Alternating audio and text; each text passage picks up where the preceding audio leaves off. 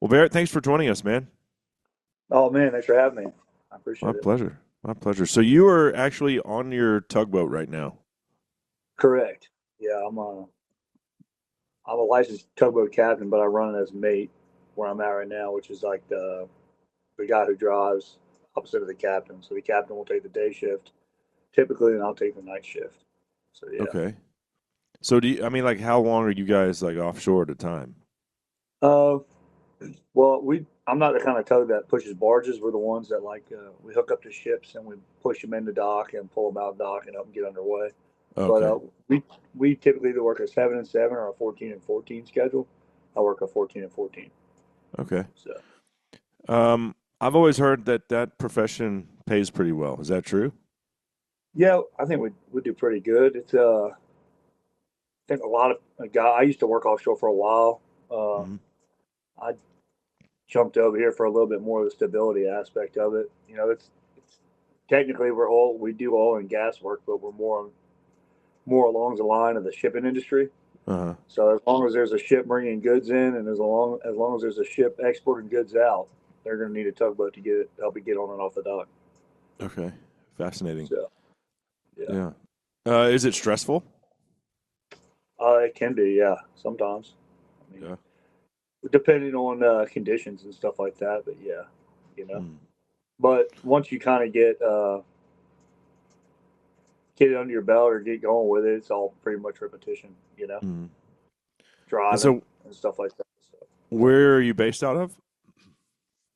I'm based out of Lake Charles, Louisiana. Mm. That's where I work. Yeah. Okay. And so uh I saw a pile of nutria on your Instagram page, and it said these guys from South Dakota came down here for like a bow fishing trip, and then they stacked up these nutria. So, are you an outfitter as well? No, well, I kind of started my own little LLC, Whiskey Bay Outfitters. I don't take any money. I really just trade hunts with guys from all over. I'm real big into alligator hunting, and Uh huh. I met a farmer in South Dakota a few years back on my way back from North Dakota, and we hit it off real well. And I You're was up there chasing kind of ducks, I by, imagine. yeah, I was chasing ducks with Uh my huh. dog. I just got my dog that is in the Frog Dog video, Juice. It was his first or second year. I think it was his second year of actually hunting, and I was like, I got this. I used to duck hunt a lot, and then I kind of got out of it for a while because my dog had gotten older. Got really into bow hunting for a while. Then that dog passed on, and ended up getting another puppy. A few years later. I train all my dogs myself, Uh and huh. so I was like, man, I got to get back into this. So I was like, I'm young. I was at that time I was working a month on, month off schedule offshore, and I was like, what am I going to do? I was like, when I get off, I'm just going to go north, Uh-huh. And I had a buddy I used to work with who wanted to go, and he told me about North Dakota. He had a dog up there, so we went up there, and we decided to, just to make sure each one of us didn't back out. We put in for South Dakota's a lottery. We put in for the duck draw, and we ended up drawing it. And we're like, well, if we put in, we're going to go. We've got some skin in the game. So we went, You have to draw and to go duck hunting there. correct, yeah. I And didn't know it's that. a yeah, it's wild. It's a good thing. It's a good thing and a bad thing. It's a good thing because it keeps a lot of the outsiders out. And I mean, well, like a lot of out of staters. Not if you could just go to North Dakota and buy the license over the counter, why would you not just do that? But Mhm. what happens is a lot of those pressured birds push down to South Dakota, and you know, you get you get to hunt those until the migrators kind of start, until the migration really starts, and then you it's the same birds. It's be a day's difference maybe if the front, maybe not Uh-huh. even that.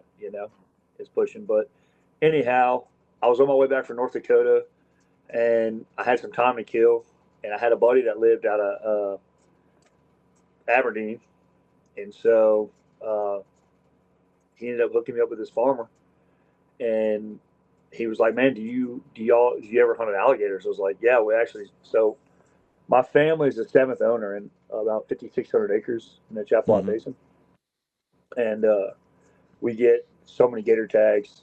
for our property. And so that's how I got hooked up with this guy. And he was like, well, if you find any ducks, everybody knows everybody out here. Start pinning stuff on Onyx and give me some names or whatever. And it's so distanced out there. Like here in Louisiana, like all our neighbors are like in our same neighborhood, right? Or we know pretty much everybody. Yeah. But out there, it's like way bigger. You know what I mean? So uh, I ended up finding some birds. He helped me get on them, and we hit it off. And the next year, he came down alligator hunting, and then on the first day, we killed. We killed like an 11.4 and a 10.3, Oh wow. and then we ended up killing another 10. And he was like, "Man, I want to come back every year." And I was like, "We'll work this trade." So Mhm. I started going up there duck and deer hunting with him, pheasant hunting, and then he comes down and gator hunts with me, and then it's kind of growing into some other things where I'm starting to meet other people and things like that too, trade other hunts. But Uh-huh. Have you shot a nice but buck yeah, up there yet? I shot a pretty decent buck last year. I shot a right around 140-inch 10 point with my bow. Nice. Uh, Heck yeah. I I hunted a really good buck. He They ended up getting him after I left, and he ended up taping out like 176 is what Mm. we pulled on him. So yeah, Hmm. pretty good deer, some pretty decent deer up there. Yeah. So I've never hunted in South Dakota, but I've flown into South Dakota to drive south to hunt in Nebraska. I And so gotcha. flying to Rapid City. And I don't even know what river it is, but I mean, you're just driving along, and it's got about a 2.5 hour drive into the sandhills of Nebraska from Rapid City. Yeah, And just off the highway, I mean, this great river system, and you could just probably see it. Missouri. You Yeah, just see bucks. I mean, I know I saw 160-inch whitetail, yeah, and then yeah. the next It's thing I'm doing, like after that hunt, I get back and I'm like Googling how to hunt whitetail in South Dakota. Like Yeah, I never would have ever thought about it. And he was like, "Man, you should really bring your bow and try the bow hunting up here. The deer hunting pretty good in November." Mhm. And I was like, "Yeah, man, I'm really just chasing ducks. You know what I mean?" And because I mean, I love to deer hunt, but I love to chase mallards, greenheads. Like Mhm. if it's going to come down between anything to hunt for the rest of my life, it would be me and my dog, and anywhere there's greenheads. That's just it. That's what I would do. I love Mhm. it. I've always been that way since I was a little boy. I've been obsessed with them, and it's just my thing. But Louisiana, we hunt pretty much. If you can hunt it, we hunt it down here. So Yeah. same as Texas. But Yeah. uh, anyhow, that's what they were. They were down. They always come down for gator season, and then this year I took them bow fishing with one of my little cousin that I bring up there. He's got a bow fishing camp down towards New Orleans and the swamp around that area. And he was like, "Man, y'all should really come do the come just you can buy your license and stuff and do the shoot nutria rats because they're a nuisance." And we bow fished at night, and in the evenings we would run around in our gator tails and shoot nutria rats with them, and we had a blast. They had a blast. So With a 22? yeah, 22s. Yeah. You got to use rimfire cartridges only. So, Uh-huh. but yeah, so just 22s, but and it's Yeah. plenty. Oh, yeah, it's fun too. Oh, it's a Especially blast. if you Yeah, got a suppressor on those things. I mean, this is like, yeah, boop. That's yeah. Oh awesome. yeah, oh yeah. It's awesome. Yeah. So So yeah, I don't know about you Cajuns though when you're deer hunting because I got on this lease last year and it's 3,600 acres. 2,000 of it previously was leased to some Louisiana guys, and on that 2,000, man, they killed everything. There wasn't like we didn't know that they were Cajuns and that they were inviting their brothers and cousins and second cousins out there. It was pretty much if it was brown, it was down. I mean, we'll see 80 does in our wheat field and 4 bucks that are forkies because I think they shot anything that was legal got shot. yeah, yeah, So it's going to be a couple years before that part of the property bounces back. yeah, yeah. That it seems to be the case.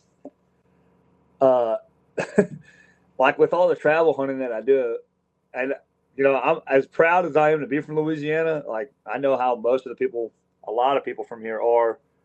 We're they're meat mongers. I guess I don't know. I try to be a little bit more selective and manage and stuff.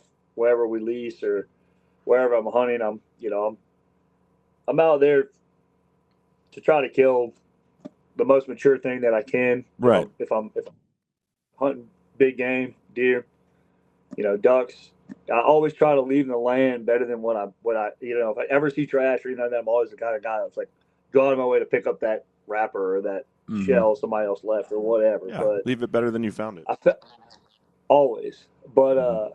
I feel like I run into that everywhere I go, from the top of the country all the way back down to the bottom. If you're from Louisiana, the first thing they want to do is be like, "Oh, yeah, sorry, I have family coming in." You get a lot of no's, but something I always like to do is I So bring. they know, they stereotype you just based off of the I feel like stigma that, associated especially. with Cajun Yeah, hunters. Yeah. absolutely, Even way up absolutely. there. I mean, like, you're our neighbor, so it makes sense. Like, Texans know, like, oh yeah, Yeah. Cajuns shoot Oh yeah. everything. But even up there, I they feel. know you guys. Y'all are I feel notorious. like. I feel like that's it's a weird stereotype for sure. There's been a lot of guys that have gone in there and abused it in the past, and I don't know. Yeah. I always try to, you know, it helps when you have a relationship with a guy up there that kind of like, so you go under him and he's Mm-hmm. like, hey, look, this guy's with me, and they'll kind of be a little bit more open. And then once they get to know you, everything kind of works out. But Yeah. always, there's been times like whenever I go somewhere, I always bring some like of our Louisiana foods. I'll bring some packs of boudin, which is I don't know if y'all know what, I'm sure Oh you know what yeah. I've boudin got. is. Yeah. I get a lot of my deer processed over at. Well, I get all my deer processed at Cinnamon Creek, and they do a Texas boudin. Oh, It's got nice. rice in it and Yeah. spicy, very good sausage. Yeah. Yeah. Yeah. Uh-huh. So I'll bring boudin, or I'll bring, crawfish tails, or like a lot of times what we'll do is some of the guys and I that will come, we'll have like a gumbo night, or we'll have like a crawfish etouffee night. We'll meet a bunch of people that way, or if I go knock on doors, I always hand them like a pack of boudin or some tasso or something like that, just to say, hey, look, my name's Barret. I'm from Louisiana. It's nice to meet you.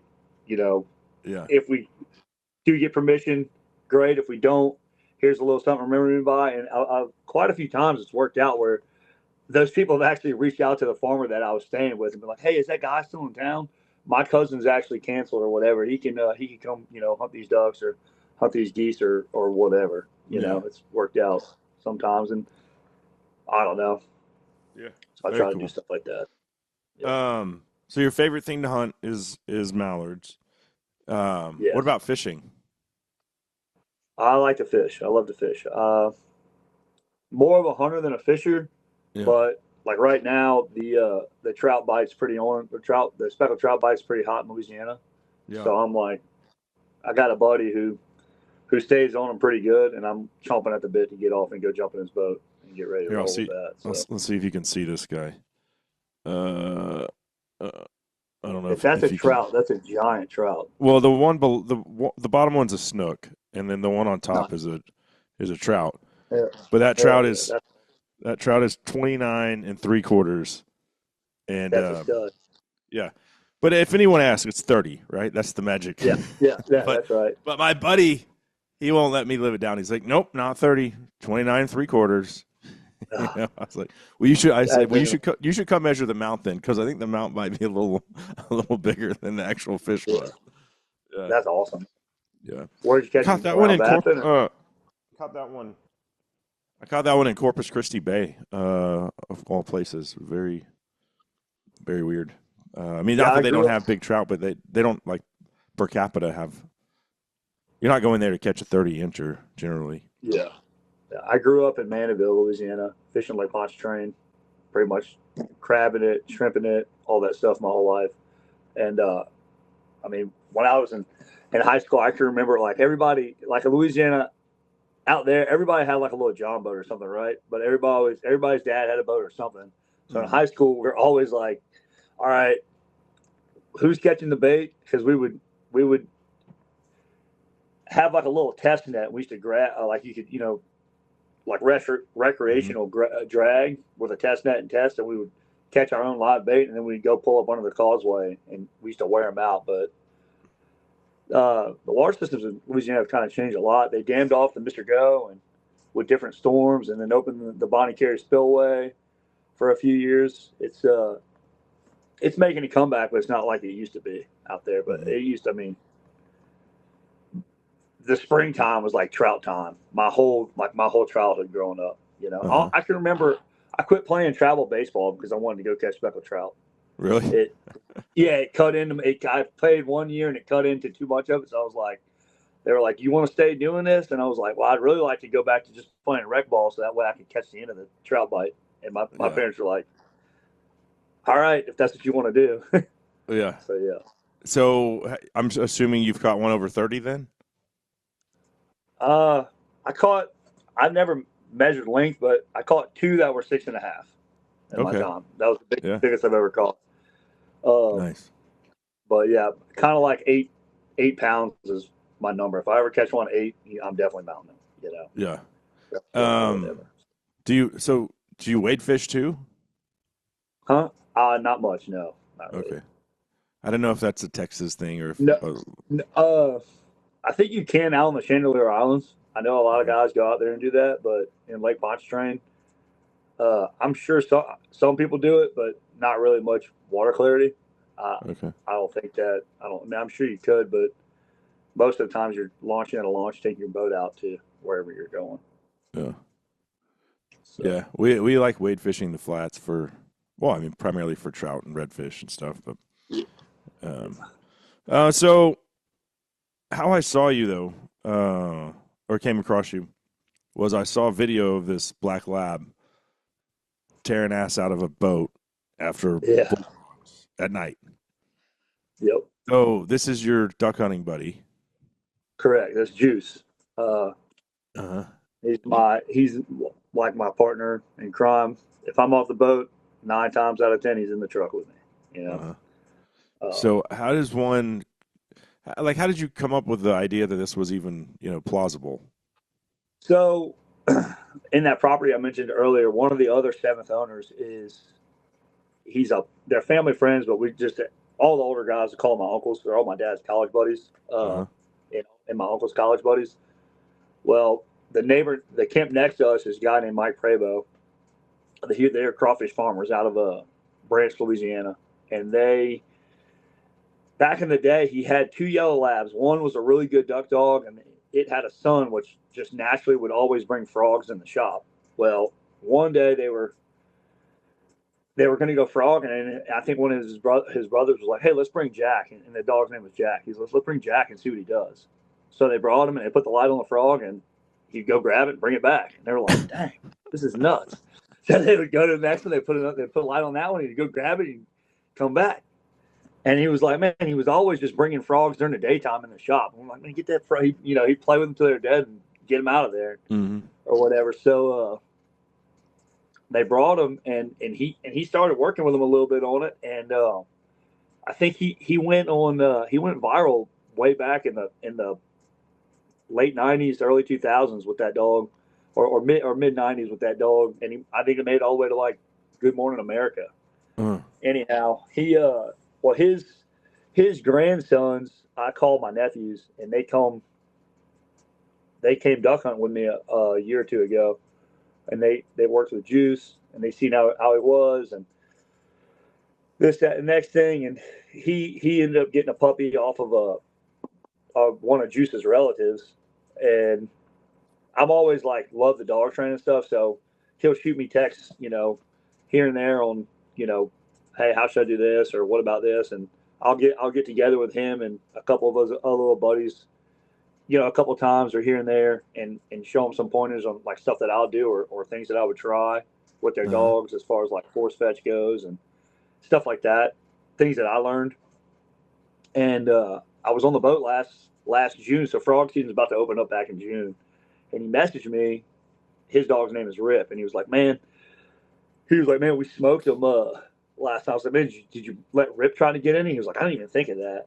And I was like, you ought to just take one. I was like, he's pretty driven right now for, he wants to go in that puppy stage. And I was like, y'all just take one. And they have the coolers that they store their crawfish in Uh-huh. before they ship them or whatever. I was like, get them kind of lethargic and just like throw it like a bumper, I was like, it sounds kind of terrible, but I mean, just to get him to see if he would grab it. And he he texted me. He's like, "Hey, he's grabbing it." I was like, "Really?" He was like, "Yeah." He was like, he didn't like it at first, but after a couple times, he wanted to fetch so bad, he just started bringing it back. I was like, "No way." He was like, "Yeah." I was like, "Well, why don't you?" And I was on the boat. I was like, "Well, like, take the rest of the sack and go place them out, and then just walk them around it and point at them and see if he'll grab them and bring them to you." So he did that, and I was like, and then I guess tonight or whatever, if y'all are going again, bring your light, do it a couple of times with the light before you go, and see if he gets it, and then just see if he can do it. And they Yeah. went, and he's sending me videos. He's like, "Dude, he's doing it." I was like, "Get out of here!" And so, man, I was like, "I cannot wait to get off the boat. I can't wait to get off the boat." I was like, "I gotta try this with Juice." He's like, "Yeah, bring him." He's like, we'll go like the night before you get off and get some, and I'll put them in the cooler." So they did, and we got off, and I went straight over there that evening, started working with Juice, and I was doing the same thing. And man, I noticed that when I was throwing them in this mud flat of this dried rice field, and I mean, there were so many times where he would almost just brush his nose across it. Like one time, he pretty much stepped on it, and I'm like, "Fetch him up, fetch him up." But Yeah. when he's seen it, he would grab it every time. But if he didn't see it, it's like he couldn't smell it. So then I did a few things, and I got him to start holding it because bullfrogs' defense is their taste. They don't really have. They're kind of harmless. I mean, their size is their defense, I guess, because they can get so big, and also Yeah. they taste bad to predators. So naturally, a dog's not going to want to hold it. A dog that wants to hold it will hold it, but a dog that is just doing it. So a dog's got to I always say there's a big fine line between like work and play, and you have to like. I always wanted a dog that wanted to work, so you got to be careful with when you're force fetching or pushing a dog to do something to keep it kind of fun for him. You know what I'm saying? I Oh don't yeah. want my dog out there with his tail between his legs, miserable. No. So I've got a chocolate lab, he by ended the up way. I doing mean, it, and we I went love that night. labs. Oh, oh, nice. Yeah. Oh, and so we went out and we tried with the lights, and he saw Rip go a couple times, and then he went, and then I just kind of kept building on it a little bit by a little bit, and you know, it was funny because like we were doing it from a side by side, and they're facing the bank. I mean, they're facing away from the bank the Yeah. whole time, and they're like camouflage. But as soon as I had a headlight on. As soon as I'd take it off and hold it, and I could see his ears perk up, I knew he saw it. So I would send him right then. If I waited too long, he would start second guessing himself, Uh-huh. and both dogs would miss. But as soon as they see him, send him. It's like almost 95% grab rate. Like Really? when they grab, they don't not gonna let it. Yeah, it's insane. And so we did it. We did it 2 or 3 times. I think he picked up like 40 frogs last year. Mm-hmm. And I made a couple of videos, nothing crazy. And then we went just before it closed in March with a buddy, and he was like, "Man, I have a little boat." I was like, "I want to try to run him out of a boat, see if he sees it better." And I mean, and then also I was like, "Well, I wonder if I had a stick," and I kind of like pointed to him, help him Yeah. lock onto it better. And then so I think what I'm gonna do next time is I'm gonna put a flashlight on the stick and then use that, and also hold like a Q beam instead of having a headlight, so I can just pay attention to him, and when he sees it, send him. Yeah. Huh. So Man, labs are amazing. yeah, That's so they cool. really are. Yeah. Yeah. I'm on my So third how? chocolate lab, and the first one I trained myself. I was in college. I didn't have any money. We started duck hunting together, kind of taught each other really, and force fetched him, and he hated the first time we went. And I've told the story quite a few times, but like he hated guns. I didn't get him to go duck hunting. I got him with a girlfriend, and she I left, got and you. he stayed, and like my buddy's like, let's go duck hunting, and I'm like, I think this dog hates fireworks, so I'm not sure he's gonna like guns, and he didn't. At a time to the blind, and then by the grace of God, somebody finally knocked a duck down because I think they were all new to it and terrible shots too. And he saw the duck, and then he swam out. I let him off of his leash, and he went swim out and brought it back, dropped it at my feet, and then we were both hooked. And then you would pick up a shotgun, and he would just go stand by the door. Like, when are we going? Yeah. So, and that was over 20 years ago. And then the last two, I had one trained for 3 months. She was the best dog most well behaved dog I've had, Belle, and now I have this dog Jojo, and she's very driven, but she's a little softer than the other two were. I mean, I treated her the same way I treated the other two when they were puppies, and she didn't really like me that much at first. I got So you. you're just a Yeah. little gentler, but every dog's different, you know. Yeah, absolutely. Like the last dog I had, Blitz, so Juice is a full blooded American lab, and then the last one I had was more of like he was a smaller, little compact dog, which they call him like a British lab. Yeah, shorter and And fatter. yeah, but he was half British, half American, so he was pretty lean, Uh-huh. but he was just like a little 60-pound cannonball, you know. Mm-hmm. And he was a really good dog. Uh, I often wonder if I would have got him later in life, how much better he would have been. Yeah. Because I was like learning this training as a kid and stuff like that. And then when I got Juice, I kind of went more by the book, and then I outsourced some guys. I joined my local retriever club, and there's people there. So, a lot dog people were always really friendly. Oh, for And sure. so it kind of like, people see you and they meet you, see a young guy. Hey man, how you doing? Or they introduce yourself, you get to know them. Hey, come train with us sometime. You go train with them and you pick up a few tricks here. And then there was a guy who owned Mill Pine Kennels, and he was like, man, if you really want to bridge the gap, I called this guy one day. I was like, man, I got this puppy. He's like 4 months old and he's already doing hand signals. He's like, stop doing that. He's like, he has no idea what he's doing. He was like, you need to do, before you go on to those bases, you need to do these other steps first. He kind of like laid out the groundwork for me. Uh-huh. He told me what I needed to be working on. And he said, when you get all that done, come see me. And then, we could work out something. You help me around the shop doing stuff. At the time he had a bad back or whatever. He said, if you help me move some stuff around or help me here and there with some manual labor, I'll help you. I'll show you how to force fetch your dog. You're going to have to do it, but I'll Mm-hmm. show you that, and then you'll go home and do it yourself. And so he taught me that, and that really, I was always kind of like scared of that, like, oh man, like, because I've seen guys, take it, they're like hurting the dog, and it's like, man, it looks horrible, but it's really just connecting that, bridging the gap between pressure and on and off switch, like Yeah.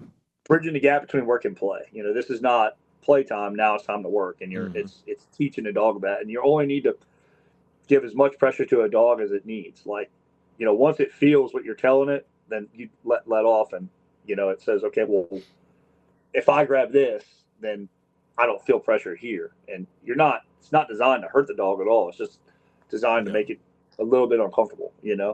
That's all. Well, so when I was in college, I couldn't afford like a shock collar, and I didn't. I really just taught the dog to force fetch, and he was just a meat dog.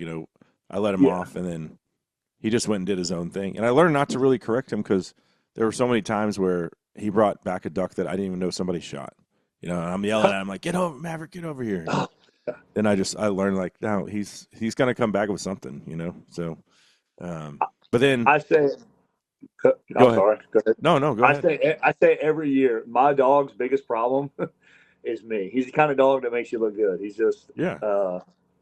he, he's a really jam up dog. I mean, and I'm not just saying that because he's my dog. I'm just everybody that's ever hunted with him, and we've traveled from South Louisiana to North Dakota, all the way to Montana, uh, and pretty much every state in between there Mm-hmm. hunting. So Mm-hmm. There was a few advantages to not having a professionally trained dog though. Like when we would go pheasant hunting, if you get a dog that's professionally trained, that dog wants to be by your side. It's trained to correct. do that. So when you're like trying to upland hunt with one of these dogs, a lab, it's very difficult. That first dog I had though, he was like, oh, I can just kind of do my own thing here, which worked. But it was never too far away. He was like 10 or 15 yards in front of us, and he figured out pheasant hunting. Like I didn't train him for that; he just did it. Yeah, The other one's like he'll go like 10 yards and then turn around and look back at you like, is this okay? Can I go further? Like, that's the same uh, issues I have with just when we go out there in South Dakota. We do pheasants here and there too, and because it's like you're there, you might as well take advantage of that. And pheasant hunting's not our strong suit, but he'll definitely, I'll just say, I usually just say my hunt up command is dead bird, so I'll just Yeah, mine be too. yelling dead bird the whole time just to keep Yeah, him running. And by yeah, chance, we'll flush some, and he'll see him uh, and go grab him. He's yeah, really good at marking, so he'll mark mhm, him and go grab him. yeah. But yeah, But it's so weird because I did when I got my second dog, I still had him, and had I had sponsors and stuff at that point, and they'd send an extra shot collar for the old dog, and I put that thing on him. No, no, he did not. He did not appreciate that. He was like probably 10 years old at the time. He was like, We're not doing this." But whereas the other two, the middle one that I had, and then the one I have now, like if you pick up the shot collar, they associate that with getting to do their work, which they want. yeah, Whereas he was terrified of correct. it. It was just completely different situation. But yeah, um, the one that I have now, she went to school for almost a year, and when I got her back, it was like she forgot how to live in the house.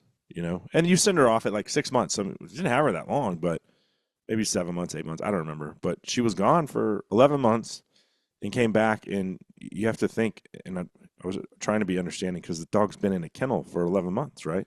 Or on a truck. Yeah. That's a lot different than at home with 3 kids and a family. Completely different Oh, situation. absolutely, So there was like absolutely. this adjustment period that was a little rough between me and her. There, there's a huge adjustment period there. A lot of people don't understand that. A lot of times that like I want to start training dogs while I'm driving tugboats, and I think a good selling point with that be is that I'm 2 weeks on, 2 weeks off. So like you know you'll bring your dog to me, and I'll have him for like 10 days out of the 14 that I'm off, right? And then Mhm. I'll bring him back to you, and then I'll say, look, this is what we've been working on. You can either stay working on this or wait till I get back or whatever, but just keep doing this with them, and then that also will build. There's not as much of an adjustment there because every 2 weeks they're coming back home. You know what I mean? Or Mhm. every 10 days they're coming back in that cycle and being around you and you're interacting with them.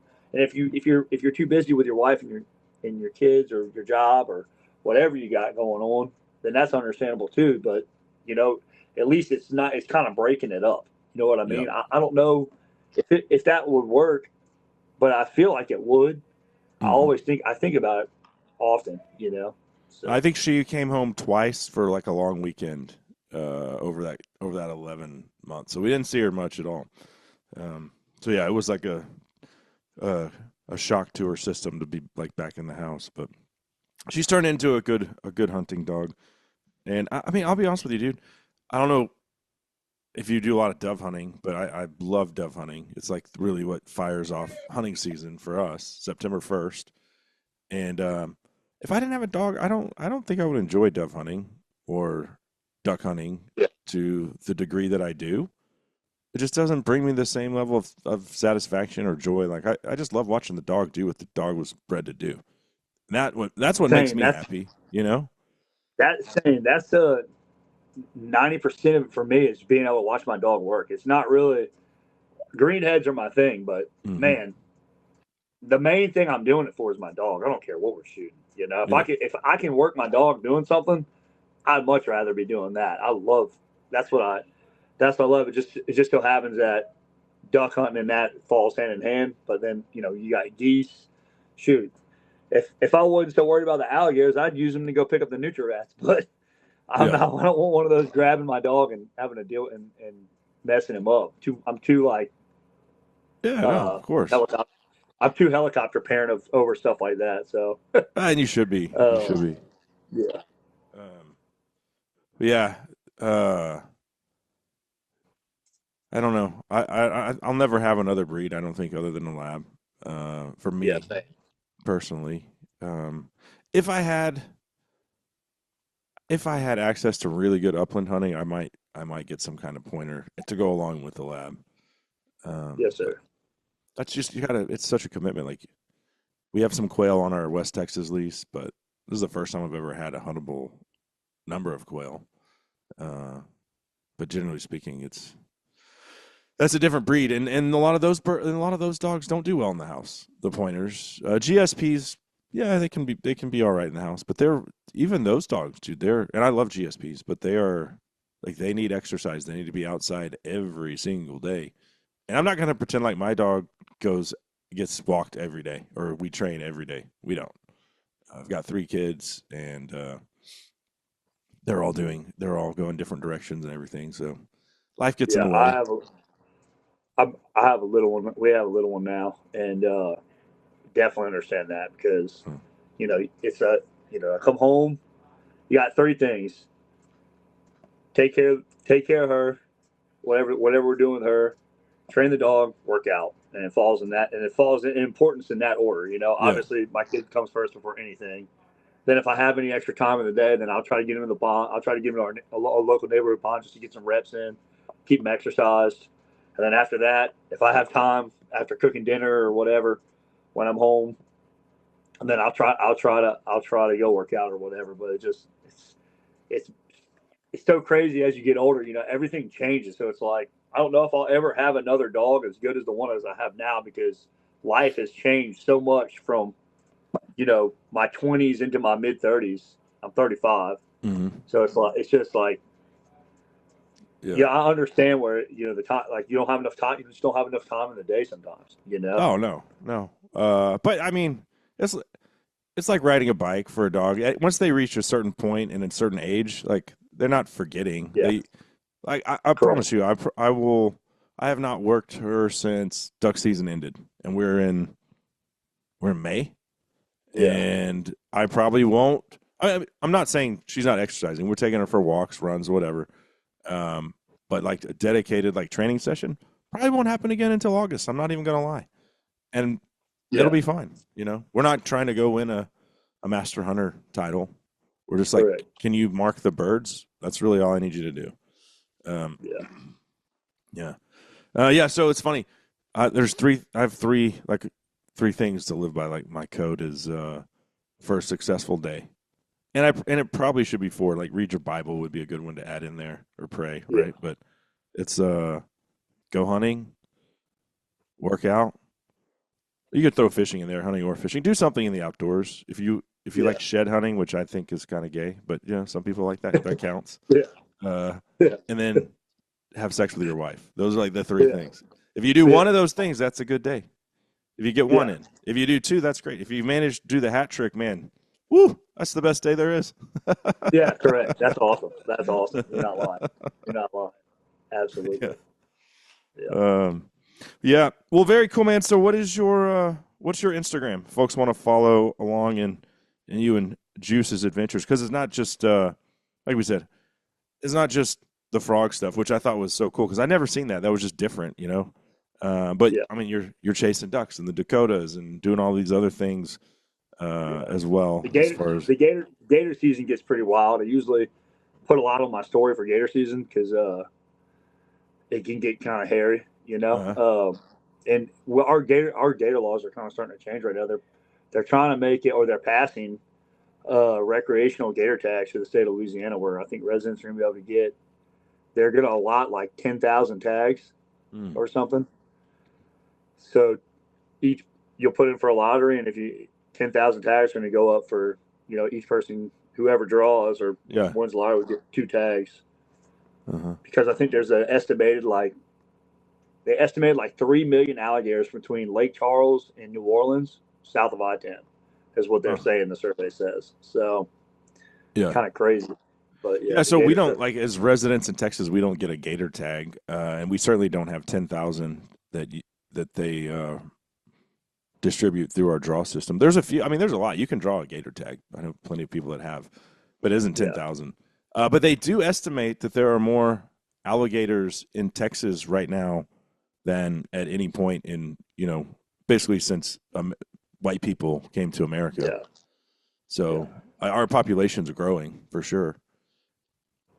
I imagine. yeah. I mean, It's you guys been persecuting gators for a lot longer than we have probably in Texas, but yeah, but it's weird because like it's like it goes by right now, or it has been going by like property of wetlands. So like when the hide prices were way up, like in the '90s, late '80s, '90s, you could get like my dad was telling me they would get like for some of our properties you get like 50 tags or 30, mm, 40 tags. Like we got all the way down to like 7 at one point, one per wow. one per one per share. And I think we Uh-huh. just got our numbers back up. Like I think we got like 10 last year, 12. Uh, So does does because a biologist come and do a survey, or like how do they? Is it based they off of usually they acreage? what they were doing was acreages of wetlands, and then they were Okay. saying how many acres of wetlands you have versus high ground, and then if your high ground borders a body of water or whatever, then you have to have so many acres with that, and then that's how they would allot your tags or whatever. But I try to target big ones, and I'm and it, when you do it, I've been kind of like making bait stations for them. Kind of like I went on a bear hunt in Canada, and Uh-huh. I kind of saw how they were doing that, and I was like, man, I bet that would work for alligators. And so we're loaded with hogs, and their hogs are a nuisance, so we can shoot them. And I was like, man, if y'all don't want them, or if we go find them the next day and it's hot during September and they're all stinking, I'm like, man, do y'all want this thing? And they're like, no. I was like, let's use it for bait. So I started putting trail cameras on them and putting them on video mode, and I've had like quite a few pretty big alligators come up to. Well, we shot one, and I was like, man, I put them out along the bank in different, like I spread them out over like probably about a mile and a half, Uh-huh. and like his quarters and then his body cavity, and I put him out around 2 o'clock. And by like 4:30 that afternoon, I went and rode the river to see to like glass. I was going to do glassing points, Yeah. and I pinned them all on Onyx on our property.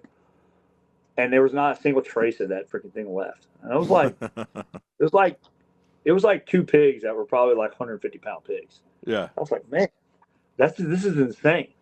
So I Mm. started like tying them off and stuff and putting trail cameras on them and saying I got some pretty good footage last year.